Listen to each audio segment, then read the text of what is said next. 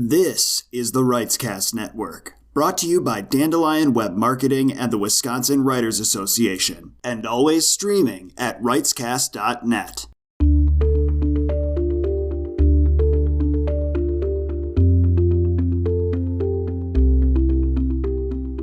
MFA. 3 letters that might inspire some but leave others out in the cold.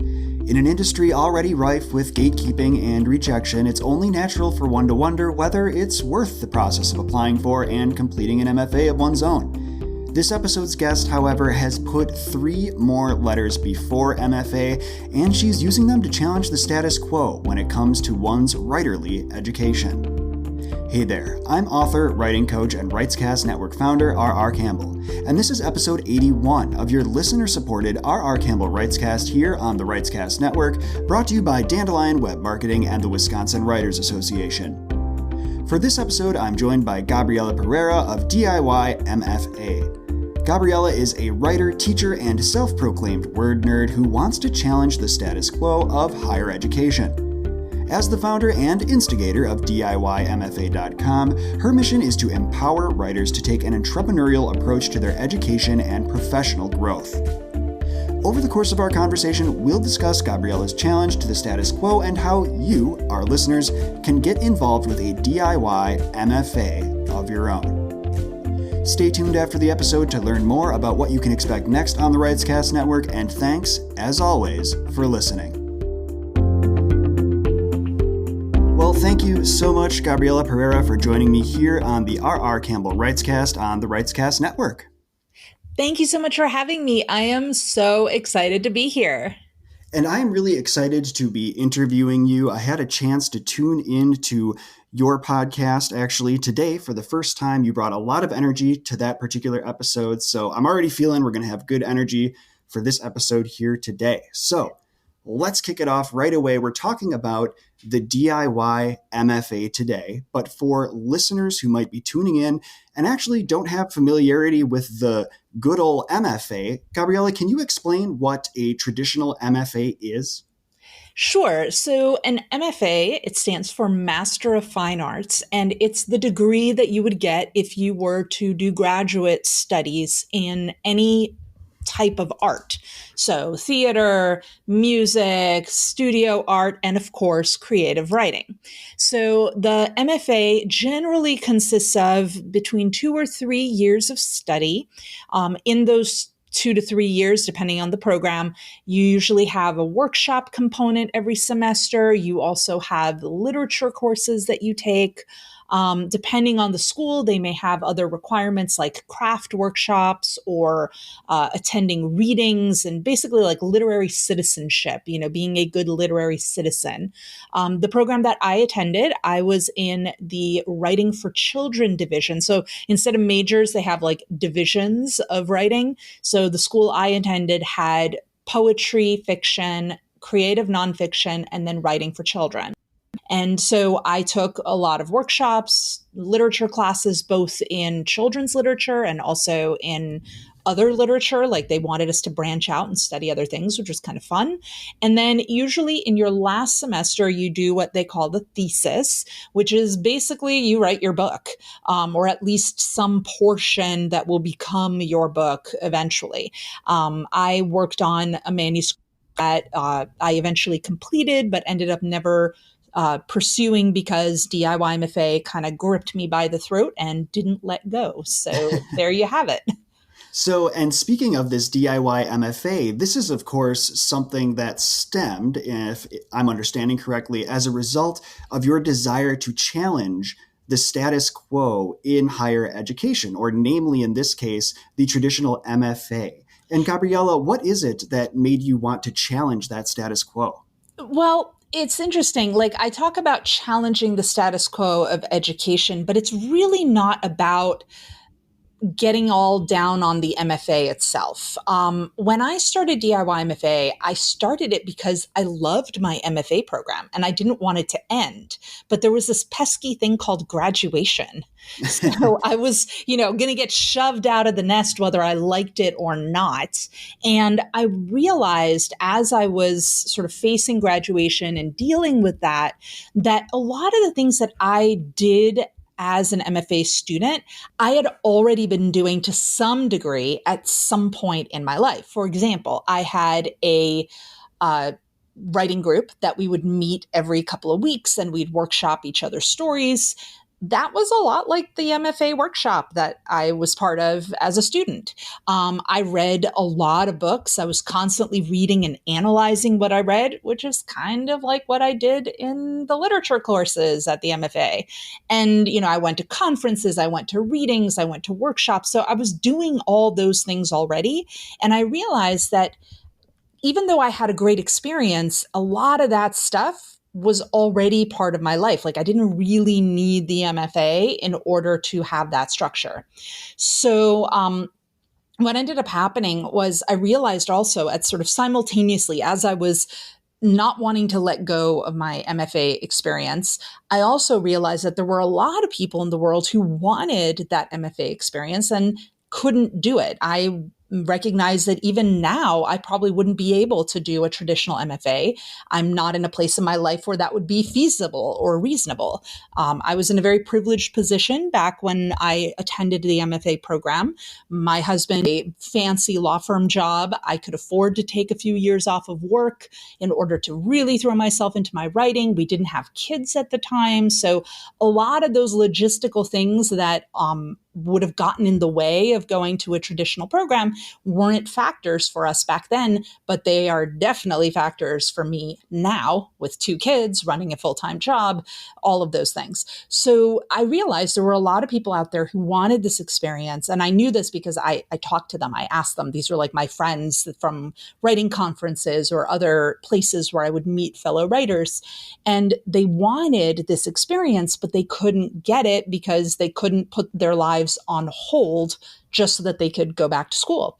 So I started thinking, well, okay, how can I recreate this experience both so that I can continue my MFA experience forever and also so that I can share it with other people who might not have the ability to go to a traditional program. And so that's how DIY MFA was born. That's sort of how we challenged it. It wasn't really about like MFA, traditional MFA versus us, like an us versus them thing. It was more about how can we fill a need that is not being filled. And it sounds like you are certainly accomplishing that with your vision for DIY MFA. You mentioned, for example, what it is that an MFA generally tends to consist of, and also how you were, interestingly enough, already doing some of that in your own life. And so I have to imagine then that that is, of course, where the DIY or the do-it-yourself, for the folks out there who may not be so acronym proficient, that's where the DIY comes into play here. And you've mentioned this a little bit in your previous response as well about how your life changed. What I want to know is, what is the general profile of someone or of a writer who might consider participating in one of these DIY MFA structures? So the way I like to think about our word nerds, which is what I call our audience, our readers, our peeps, is I think of them sort of with 2 different like categorizations. One of them is experience level, and the other one is how much time do they have on their hands. So, and it's weird because a lot of times when people think of like, you need to analyze your audience, like when we're told as writers, like you need to understand who your readers are, the first thing we think about are demographics, like women, age this to that, or whatever. But really the demographics or the psychographics actually that I've found that really resonate and that help me understand who the word nerds are so we can better serve them are things that are much more focused on their behaviors. So we found that there are basically 3 different levels of intensity experience in our word nerd audience. There are the newbie writers. They're the writers in the trenches. These are the folks, the newbies are the folks who are just getting started. They have an idea that they want to write a book, but they are not really sure what to do next. They want to write, they just don't know how to start. Then we have the writers in the trenches. These are usually writers who are deep in the trenches working on a project. It might be their first project, it might be their 12th project, but they're in the middle of working on a project. And then, of course, there are the writers who have now moved into like the career writing phase. These are folks who have now published at least one book. They are no longer thinking in terms of when I get or if I get published. They are now thinking in terms of when my next book gets published. So it's become part of their career to be publishing books. And the reason it's important to think about these different stages is that writers at these different places in their careers are going to have different needs. Most of the time, once somebody is in that pro zone, they don't really need DIY MFA anymore. They're pretty much on track. They kind of know what they need to do. That said, they may need more support in terms of how they're going to build their careers, how they're going to build their platforms, which is why at DIY MFA, we actually built a course for our more advanced writers, specifically because we realized that there wasn't anything for them and we wanted to serve that need. The majority of our courses or of our readers or audience rather, they are the ones in the trenches. Like that is the vast majority of DIY MFA word nerds. And so you'll notice that a lot of the material we create, a lot of the stuff we share on our website and the podcast, it's always focused on the craft, because when you're in the trenches writing your book, the craft is what's important. That said, our audience has shifted. In the beginning, it was like 90% or 80% in the trenches writers. Now I'd say it's more like 50%-ish. And a big chunk of that shift has moved in the newbie direction. So what does that mean? It means that there are now people who are discovering DIY MFA earlier in their trajectory, in their careers, in their writing journeys. And so these folks are going to have very different concerns, very different needs than someone who's deep in the trenches of writing a book. These are the folks who need more of the motivational support, helping them generate ideas, helping them start and finish smaller projects that are, more manageable than, say, embarking on an entire epic series. So thinking of our audience in these terms has helped us to also serve them in the way that is best for each individual group. On the other side, each of these groups also breaks down into two possible categories. So like if you think of it, it's like a 3x2 matrix. Yes, I've been drawing it out on my notepad here. So like the two other categories that overlap with each of these three like stages in the writing journey are whether they have time on their hands or whether they don't. So people usually fall into one of these buckets. Either they're trying to fit their writing around a very, very busy life that is already very busy, or they're coming to writing after some pocket of time has now opened up. So the second group, by the way, is probably a little bit smaller, but we do notice a lot of folks who find DIY MFA when they're either just retired or on their way to retiring. And so they want to start getting into the writing habit because that's what they want to do with their next chapter. They want to write books. Also, we see a lot of like moms whose youngest kid just went to kindergarten and suddenly they're like, well, not right now because we're in the middle of the whole COVID thing, but like, under normal circumstances, your youngest kid goes to kindergarten, suddenly you have like all this time on your hands and you're like, what do I do with myself? So, there are folks like that who suddenly have some space in their life open up, like empty nesters, or their kid just went to school, or they just retired, or they finally been able to like quit their job and do what they wanted to do with their life. Like whatever reason they may have for having more time to write, they have more space. So like the folks who are fitting their writing in the nooks and crannies of their life, they're going to have very different needs than the folks who suddenly have the time to fill, but now they need to structure it so they actually make it productive.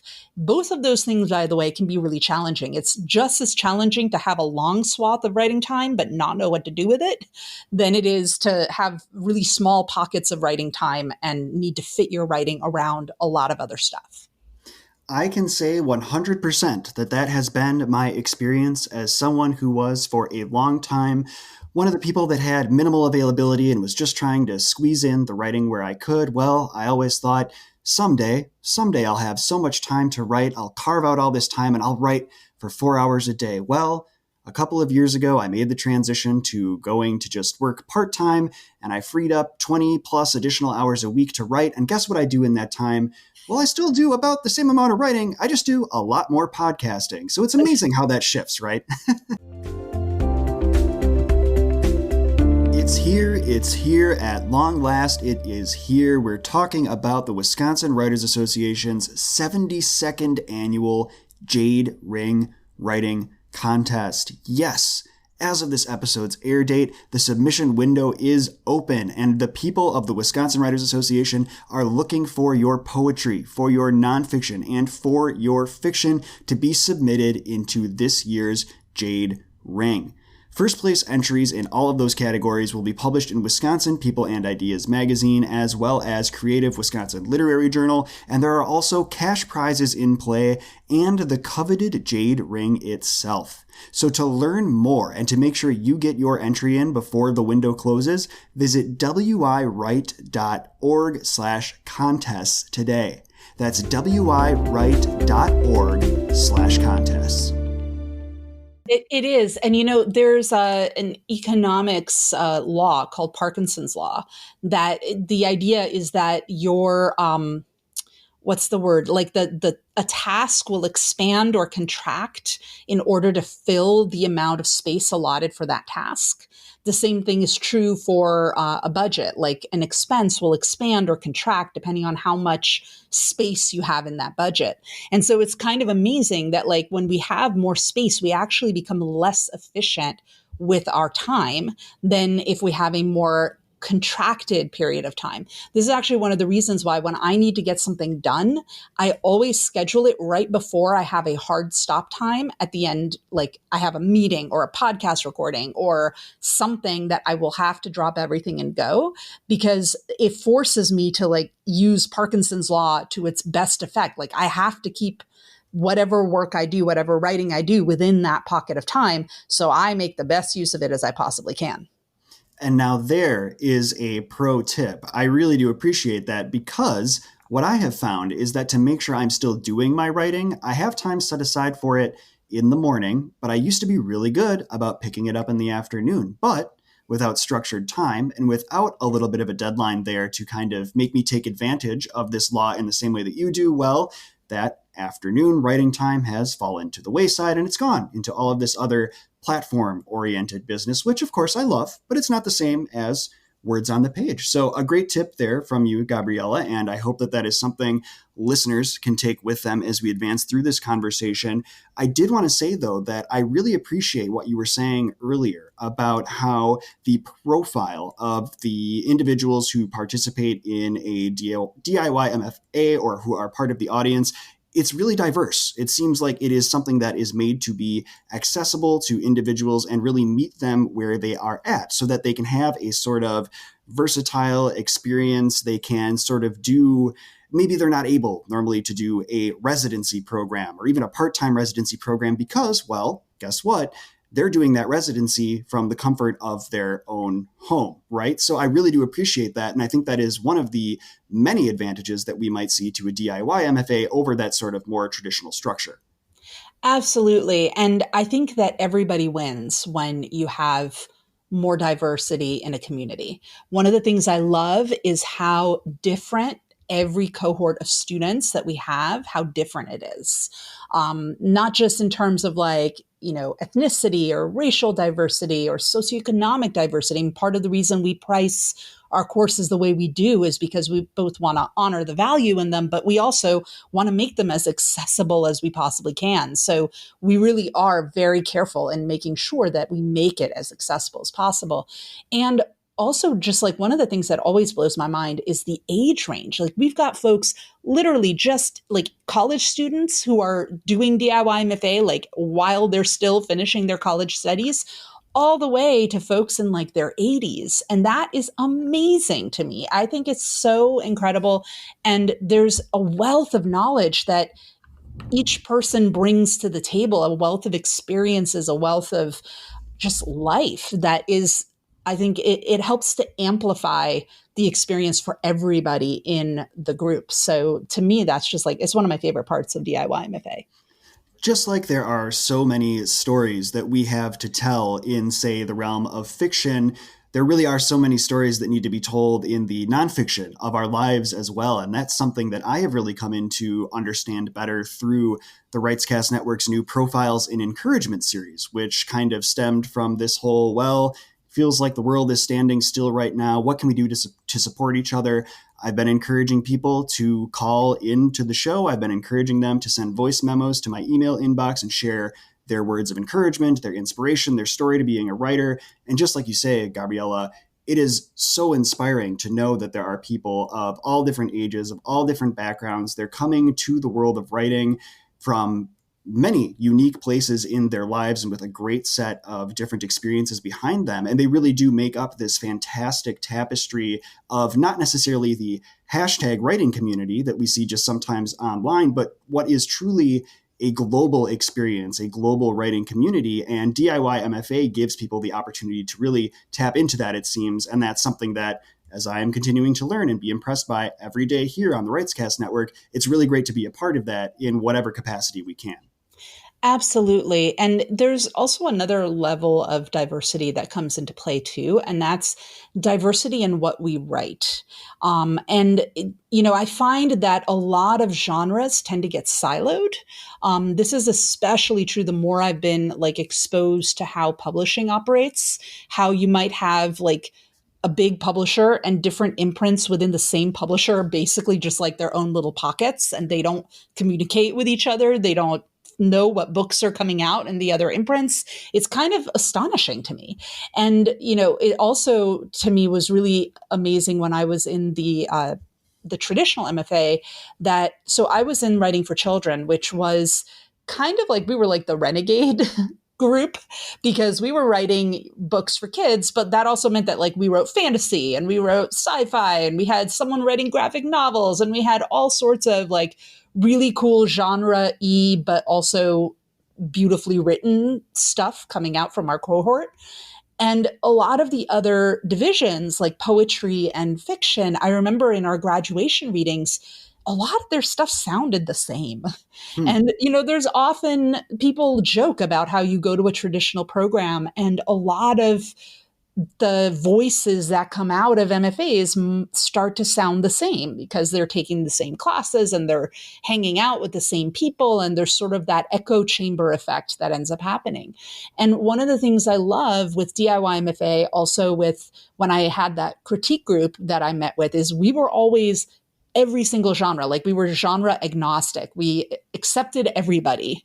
And part of that is because you learn so much from people writing things that are different from you. It's a lot harder to learn from people who are writing things that are exactly the same as what you're writing. Like you're much more likely to be challenged and to be pushed beyond your comfort zone if you are reading and critiquing and also discussing literature with people who are coming at it from a different perspective in terms of genre. Like if I need someone to help me fix the plot of a story, hands down, I'm going to go to a thriller writer because they know how to plot a story, or a mystery writer because they know how to like set up all those little dominoes. Romance writers are amazing at character development. Historical fiction authors are amazing at world building. Like there's so many different things that different genres bring to the table. And I think often that gets lost in the shuffle because people want to be with their own kind. They want to be with their birds of a feather, and there isn't as much crossover. I would certainly agree with that. I have had my own experience with several different critique groups over the years, and oftentimes I have found myself having to step away due to things like time, but also because I find myself going, hey, I think we might all be encouraging each other to develop and stick with this sort of quote unquote house style. And over Yeah. time, you start to realize, well, is that really the kind of writer that I want to be? I certainly grew and I understood more about tension and plot and the things that those particular groups were great at. But at the same time, I don't know if that was exactly how I wanted to write. And it's taken me several years to kind of come back to finding and embracing my voice while also embracing the more mechanical aspects that I was learning by participating in groups like that. Absolutely. And we've been talking now about the writing, which I think is great. That is, of course, what writing is all about. You got to have some words somewhere, right? But the central tenets of DIY MFA seem to be writing, reading, and community. And let's maybe drill down here really on the writing aspect of it. What is the philosophy, if there is one, to getting folks to the page and encouraging them to do their best work, whatever the case might be, Gabriela? If you can elaborate on that, that would be fantastic. Absolutely. So I can just hop on my soapbox now because I love talking about this stuff. Okay. So DIY MFA breaks down into 3 pillars: write with focus, read with purpose, and build your community. Once upon a time, we didn't have neat little triad of pillars. We had like a bajillion pillars.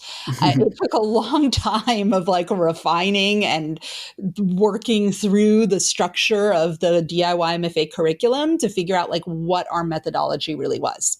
But eventually we narrowed it down to writing with focus as being the writing piece of the puzzle.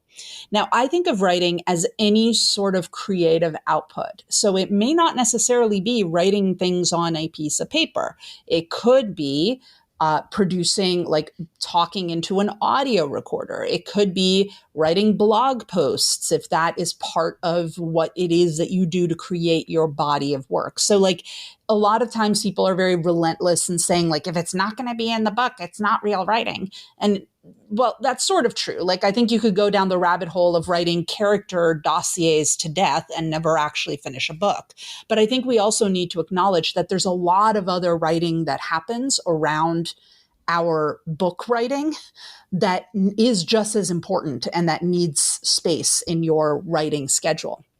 When it comes to writing with focus, it involves a couple of things. It involves the creativity aspect, like actually developing ideas and seeing them through to the finish line, learning how to manage your time and manage your productivity so that you are more effective and efficient with the time that you have.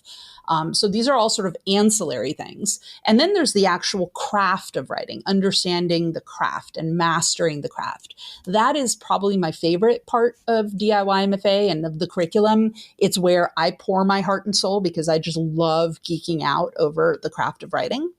But writing also includes other things like getting feedback on your work, like getting, critiques and whatnot. Like that kind of crosses, it's sort of in that gray area between writing and community, right?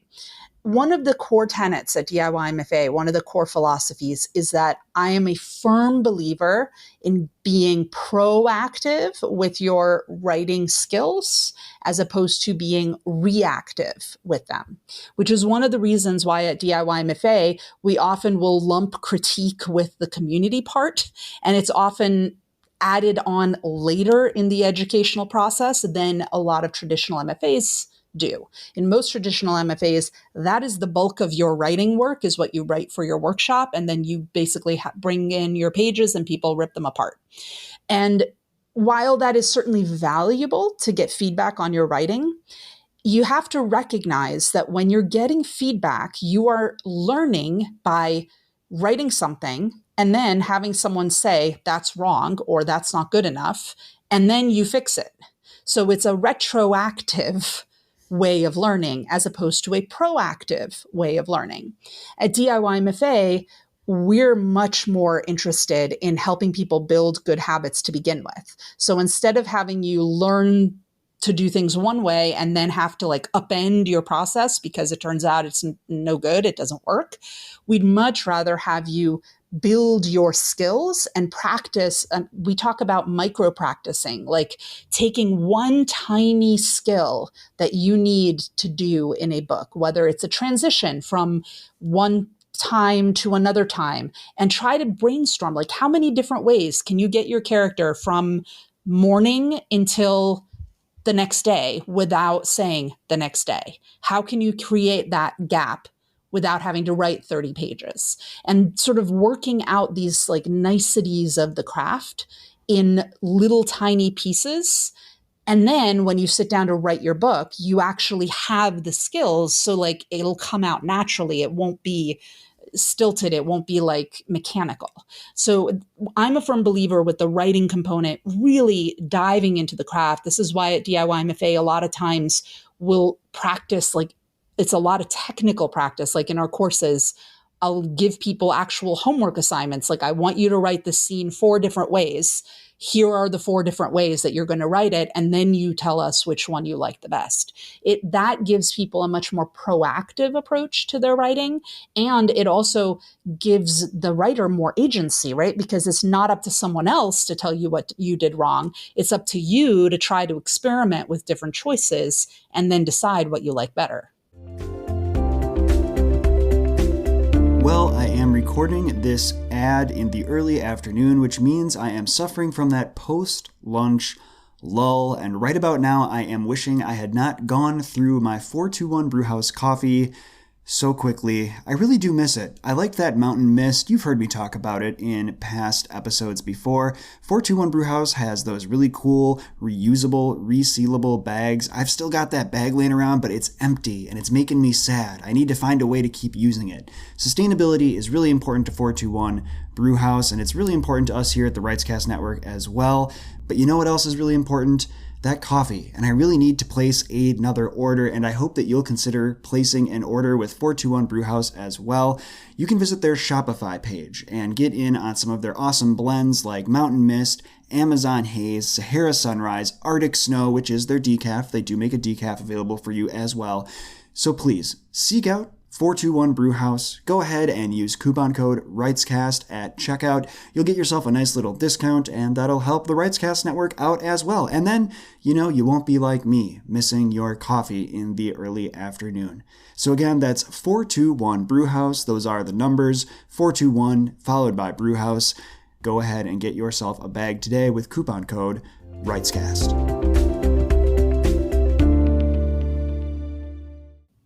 And there really is something to be said for having to go through the steps of a discovery process to develop a true understanding of mechanics that might otherwise be thrust upon someone retroactively or reactively rather than proactively. There are so many writers that I have seen sit down and go, okay, I have time to write my book, but they aren't familiar with something like DIY MFA. They don't know what resources are out there. They sit down and they write and they write and they write. And then someday someone says to them a phrase like, well, you need to show, not tell. Okay, cool. But what does that really mean if you've just put in all of this work? Whereas if you are challenged in advance and perhaps not presented with it in maybe such a prescriptive way, but it's presented as an exercise or just a fun assignment, a different opportunity to rewrite the same scene, people can kind of come into an understanding of that on their own. And I think that that is a really interesting approach and something that I wish I saw more people able to embody out there. Yeah, I'm a total like skills and technique geek. So like for me, this is like kid in a candy store.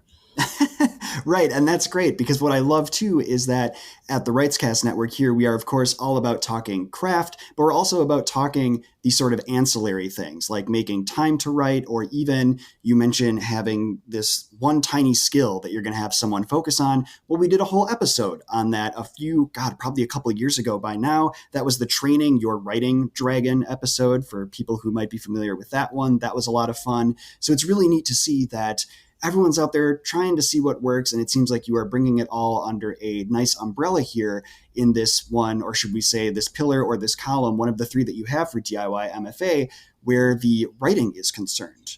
You mentioned earlier, though, that with a traditional MFA, you have a reading list as well, where maybe your professors or the instructors that are involved, they're going to let you know, this is what you need to be reading. This is an important part of your pathway to getting your MFA. Well, reading is also a big component to a DIY MFA, but my understanding is that your approach to this reading component is a little bit different.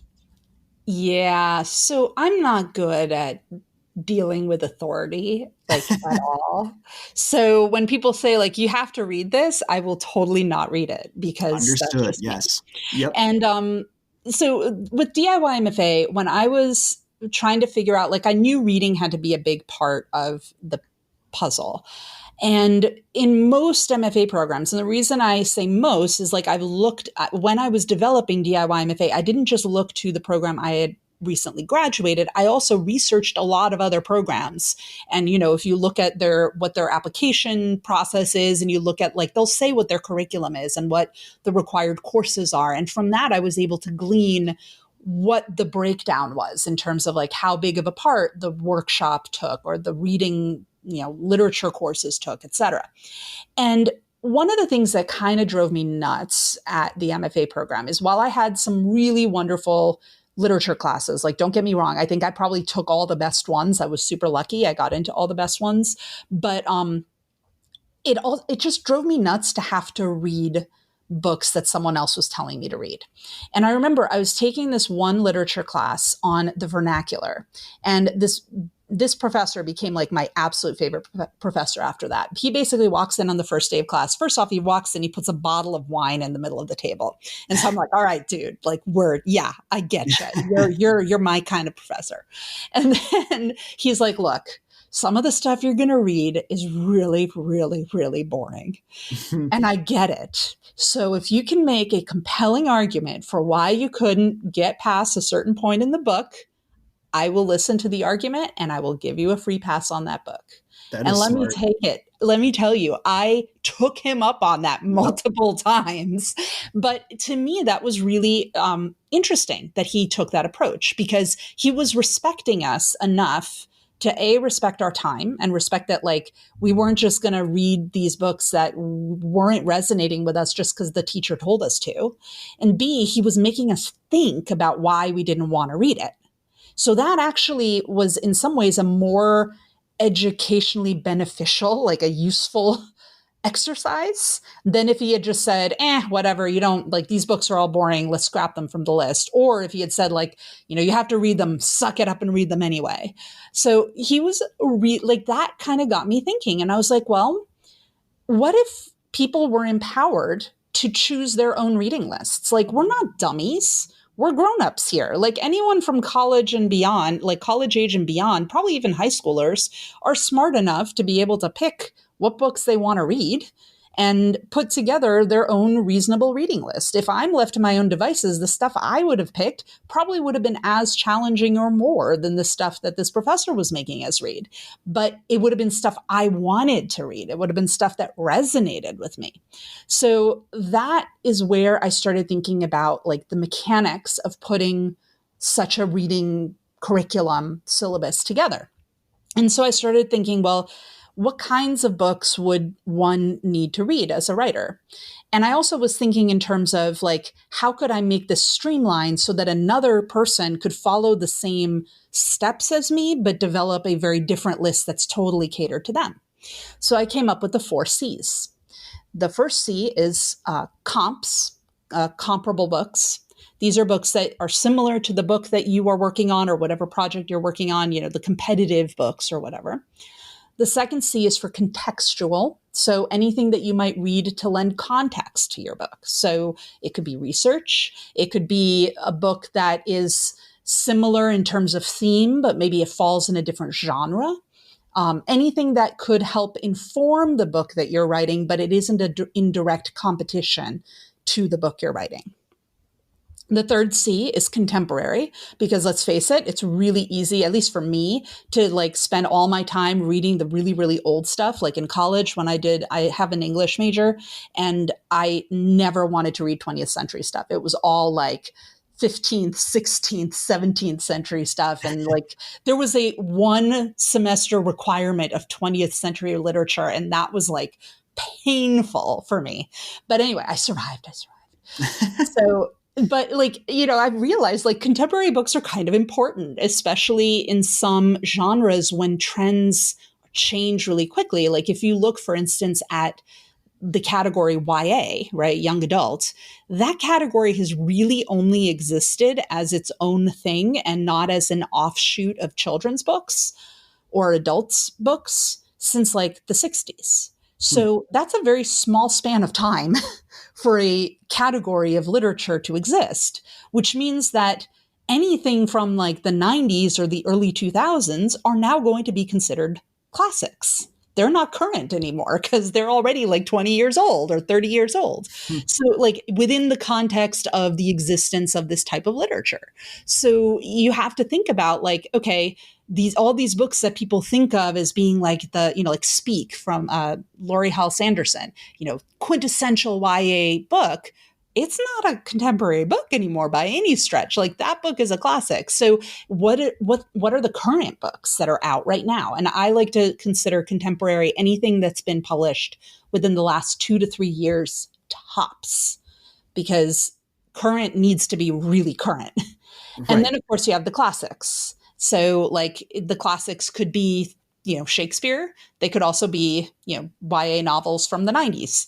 So it kind of runs the gamut what you want to consider a classic relative to your own book. But the whole idea with this rubric, these 4 Cs, is that it gives you a structure on how to select the books you want to choose, but it also forces you to position them in accordance to what you're working on. So it's not just reading for reading's sake, it's reading to help you write a better book.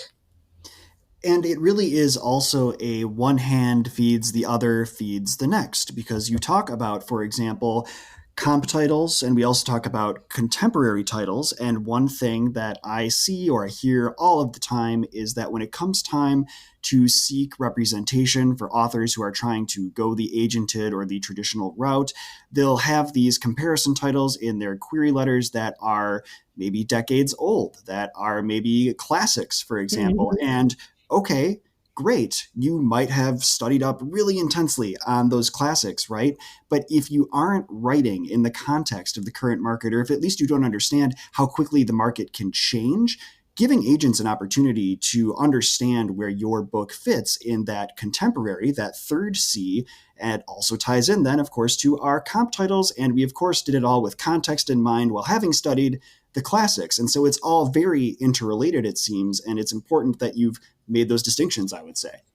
And sometimes it also, like, it'll catch you by surprise. So one of the projects that I wrote, this was even before the MFA program, I was working on a middle grade novel that was basically a retelling of Homer's Odyssey. And I read Homer's Odyssey. I read multiple translations, and I read the Aeneid in Latin because, I did Latin in college and I'm a nerd.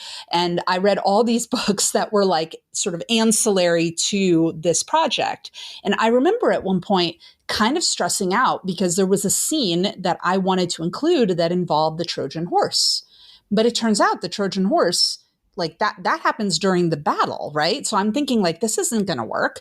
And then I went to the text in the Odyssey and I realized, like, no, the Trojan horse never actually appears in the Iliad ever. It only happens as a backstory, like as a flashback part in the Odyssey. So of course it works to have this in this particular. So, like, sometimes your lizard brain, you read enough of this stuff and your lizard brain figures it out before your actual brain does. And we can't really be getting that lizard brain trained up unless we're doing that reading, unless we're letting it stew, we're distilling Exactly. it kind of over time. It doesn't need to be that sort of immediate engagement. I need to, take a nice big bite out of this book and immediately be breaking it down. No, we're just reading with purpose, as you say. And sometimes it takes us a while to find that purpose. But if we are deliberate in the selection of the titles that we choose to attack, well, eventually, hey, it looks like it can all come back to us here. Absolutely. I also highly recommend reading short form work, especially if you're someone like me and you don't always have an attention span that allows you to finish a book. It's very hard for me with the podcast because I'm constantly reading whatever the book is of the people that we have on DIY MFA radio. So, like, I have like 30 books going at any given moment. And so reading short fiction or short essays or poetry is also incredibly useful because what it does is it allows you to see the beginning, middle, and end of a complete story in one sitting, which, no matter how fast you read a novel, by the time you get to like the 300th whatever page, your brain isn't going to be fully present to what was on page one anymore. So like reading a short story or an essay allows you to sort of contain the whole thing in your brain, which is a very different experience from a reading perspective, because it allows you to have both the macro level of analysis going on in your brain, but then also the micro level, looking at, the niceties, the details, all those small things. This episode of the R.R. Campbell Writescast is brought to you by Dandelion Web Marketing. Dandelion Web Marketing helps writers everywhere build a thriving author platform through strategic web marketing. If you're not sure if you're on the right track with your website, if the entire thing just seems like a boondoggle, or you can't quite get the traffic that you're looking for on this critical part of your author platform, well, Dandelion Web Marketing can help with that. And how do they help? Well, they help with one of their author website audits. Right now, listeners to the Writescast Network can receive 50% off. That's 50% off one of these author website audits. And that audit is going to look at your site's content, its security, design, search engine optimization, and more. And along the way, it will provide you with insight into what you might do to improve your connection with your audience. To learn the strengths and weaknesses of your current website and save 50% along the way, you can visit dandelionwebmarketing.com/writescast to learn more. That's dandelionwebmarketing.com/writescast. That's really a great point about short fiction, because I think that this is another thing where we see some siloization within the writing community. You have, of course, your writers and they're in their particular genre camps, but you also have this, well, I write novels or I write short fiction, and I can say I'm just as guilty of it as the next person. I tend to sit down and really focus on my novels, and I only take time for short fiction, either as a writer or as a reader, maybe once every couple of years. And frankly, I think, as you've said here, I know I personally would really stand to benefit from engaging more with short form fiction. Maybe I just need to find the community to push it on me a little bit more, Yeah, maybe. And on that point then, too, of course, we've talked about the writing, we've talked about the reading. Community is this third pillar for DIY MFA. So we are, of course, big on community at the Writescast Network. How does community figure into DIY MFA? So there are basically three types of community that any writer has. There's the community with your fellow writers, there's community with your readers, and then there's community with the literary community at large, or the publishing industry. So I like to think of these as separate, pockets within the community element, because the way you navigate each one is going to be a little bit different. So for example, the community with your fellow writers, that's going to be the type of community where you're trying to get, feedback on your writing, forming a critique group, getting beta readers. The give and take is really important in this type of community. Having an equilibrium is really important. You don't want to be the person who takes, and all of a sudden you get booted from your critique group because you never offer critique to anybody else. It happens. Trust me. So there's definitely that element where, you need a little bit more of a balance when you're in sort of the community with your peers. When you're building community with your readers, the expectation is that you will be producing work. They will be reading your work. Maybe they'll reach back out to you, but you can't count on that. And so it is definitely a much more it's a broad thoroughfare from writer to reader and a much narrower pathway from reader back to writer. So you don't get as much feedback, unless oftentimes it's the more impassioned feedback is what you get. People are much more likely to reach out and let writers know what they think of their books if they're either in love with the book or if they absolutely hate it and think it's the worst thing ever.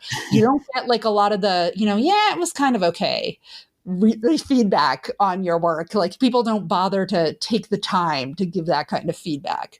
So it's definitely a different dynamic, right? Feedback with your readers. I've found that with DIY MFA, creating a community within our readership has been really huge. Enlisting our readers to be part of the team, as it were. Like when the DIY MFA book came out, I created a street team and I got our readers, a group of readers. They actually had to apply to join. It was not just a random anybody can join kind of thing. And so there was definitely that feeling of specialness, right? That it was like a special thing that people got to be part of. And they got an advanced copy of the book. And then we did all sorts of like guided reading things where I got a chance to get their feedback on different ideas of, worksheets I wanted to create or other, prompts and things like that. So it was really useful.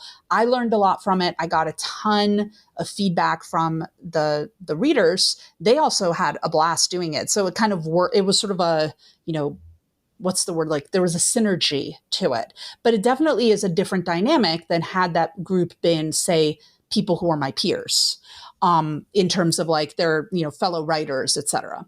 And then of course there's like the community with the publishing industry or the literary community at large.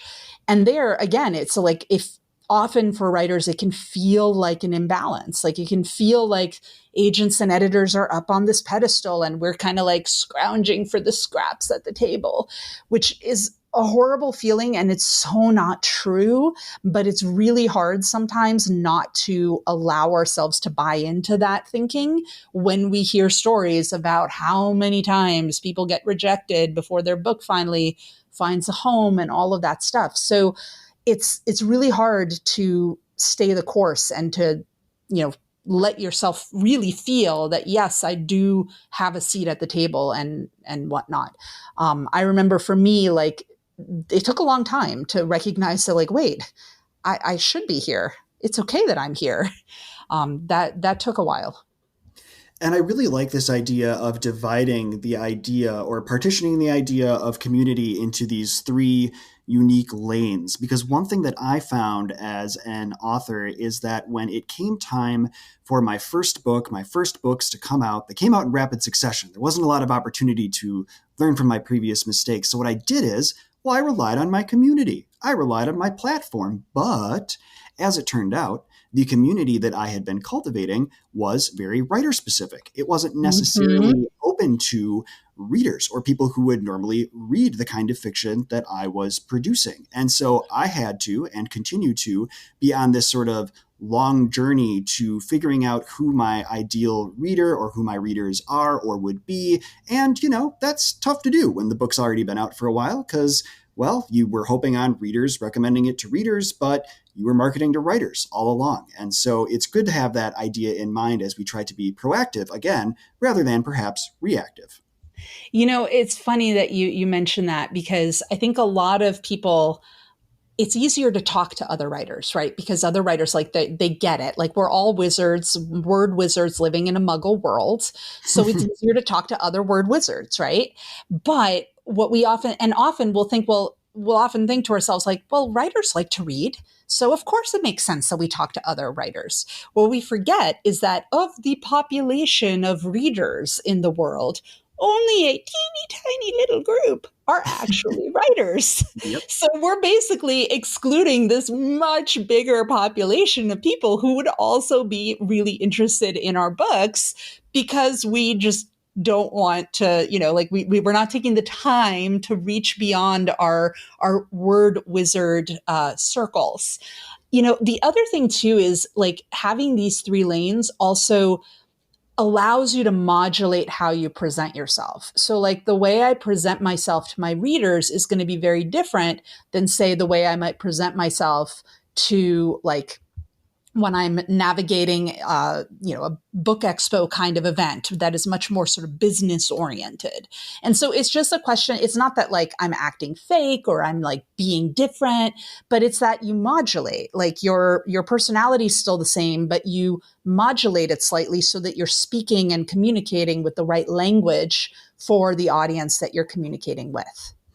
And I think that's a really important point to drive home is because you hear so much about, well, if you're just authentic, you'll find your people, right? And I think that that is one of those bits of advice I that is, hate when people talk about being authentic online. it's, Like seriously, it's like, really, guys? Like we're all somehow modulating our personas. You don't want to see the hot mess that was running through my house 20 minutes ago. Like, come on. right. And it's something that is one of those bits of advice that I think comes from a really good place because it's encouraging us to embrace, who we really are and not feel like, okay, well, I must only be like this particular, whatever vision you have in your head of what a writer is supposed to be, right? But as again, I have learned in the aftermath of several book launches that had good initial success, but then it all kind of dropped off. Well, it's because I wasn't embracing this idea of modulation. I was just putting up that very professional front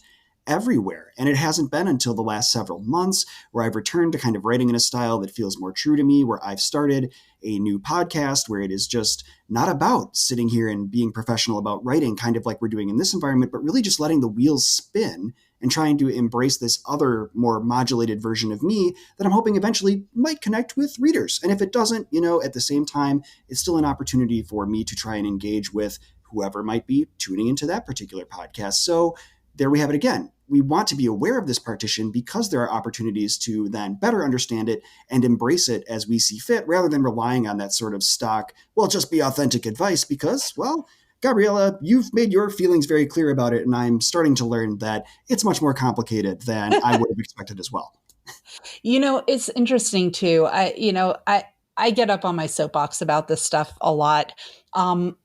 First off, I think that it's kind of inauthentic to say just be authentic because it's kind of like a shortcut that doesn't mean anything. The other thing too is at the end of the day, we all are experimenting and modulating and trying to figure out how we're going to present ourselves as authors, right? We're all figuring out what that infamous author brand, or as I like to call it, author identity, how that's going to take shape. Nobody comes out of their womb with their author brand already figured out. Like Sure even don't. Oprah started somewhere. Like even she started from zero, right? And I think one of the things that people often forget is that we have this amazing opportunity at the very beginnings of our careers where nobody's watching us. So we can do whatever we want. We can try all the wild and crazy things. And if it blows up in our face, like there's only a few dozen people watching, and that's okay. And most of those people, like, spoiler alert, at the beginning, most of the people who follow your career are going to be people who like you as a person. Like they know you. They're going to be like your friends who happen to also follow you on social media. So it's one of those things that I think we're always in such a hurry to get big, to get to that point where we have a platform. And I really regret not taking more time when I first started to enjoy what I like to call the zero moment, that moment where nobody's really watching you, when you're lying under the radar, when you get to be a hot mess and no one really cares because there's only like 3 people who watch and one of them's your mother. You're like, it's okay to mess up in that context. Now it's not so much. Like now my word nerds are going to notice if I, do something completely whacked out. So it's not that it's one is better than the other, but I think that it's often a missed opportunity that we're usually pushing ourselves to grow so fast that we forget to enjoy the beginning where we are. And once we grow, we can never go back to that state.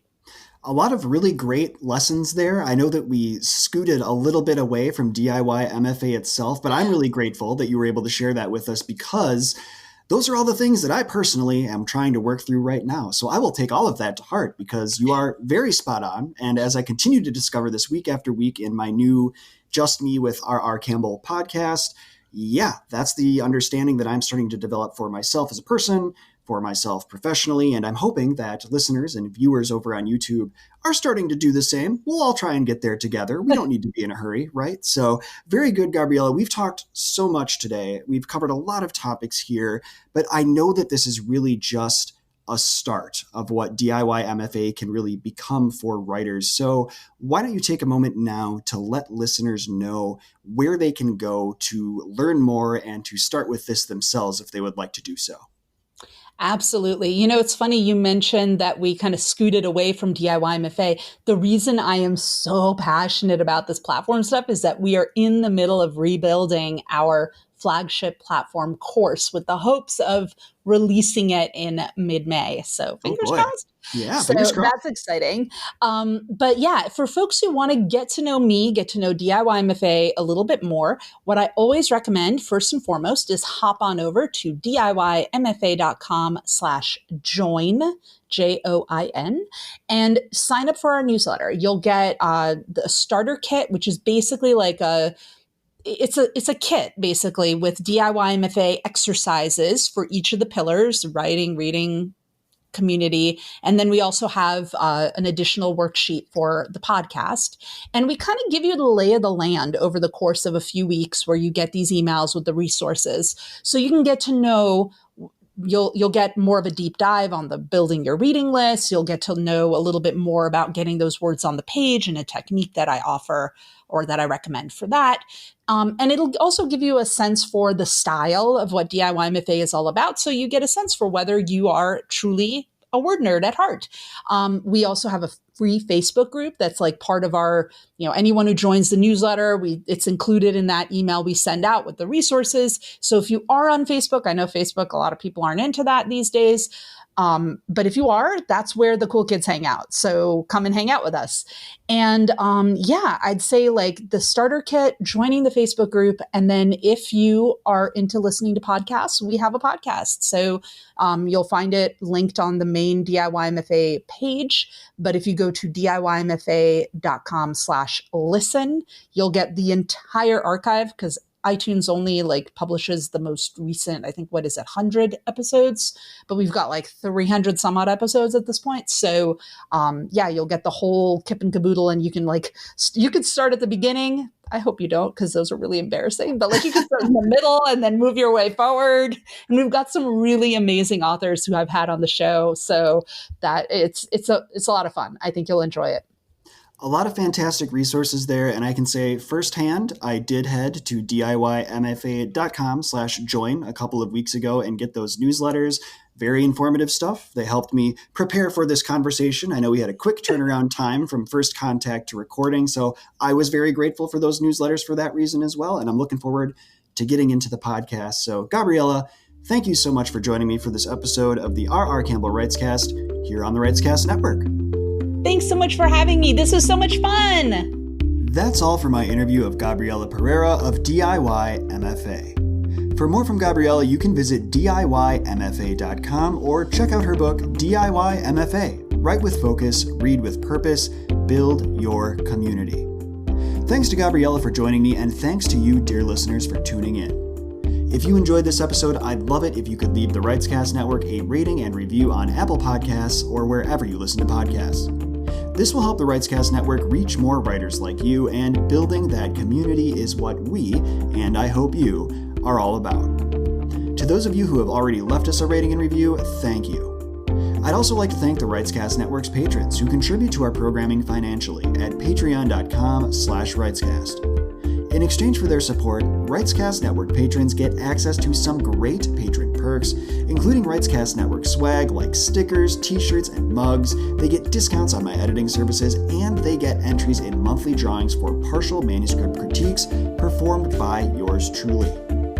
If this sounds like something you'd be interested in, you can join patrons like Laura Hazen and Angeline Boley today in supporting our programming directly at $1, $2, or $3 per episode or per month.